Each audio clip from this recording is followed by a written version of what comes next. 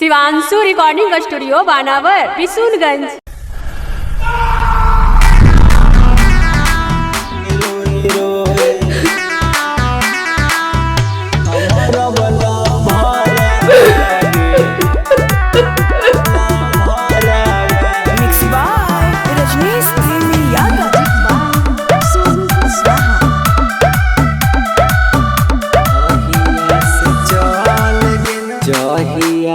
चल गे नहीं पिया वाके घर वागे पिया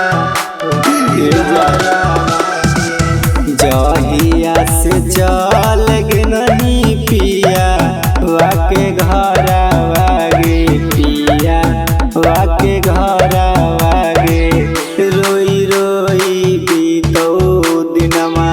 हमर बला भरा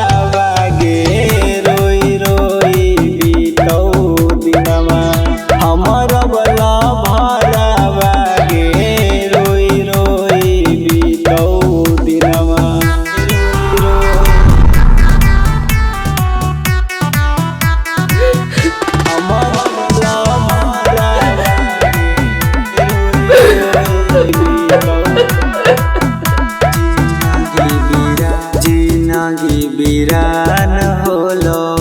दुनिया अनार होलो तोरे याद में जागल रतिया से बिहान होलो रतिया से बिहान होलो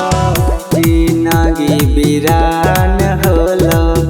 सब रह अंधार होलो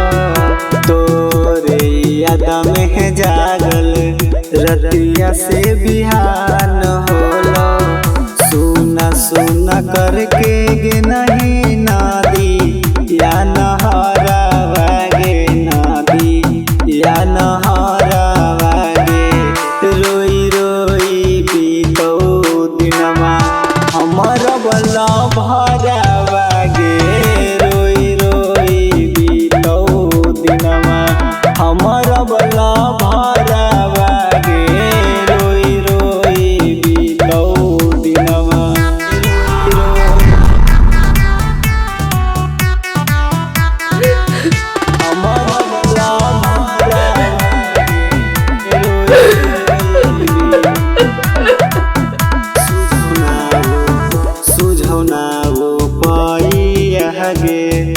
असल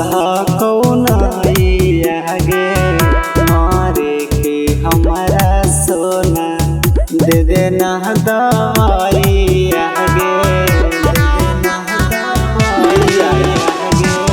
सुझौना वो पाई गे असल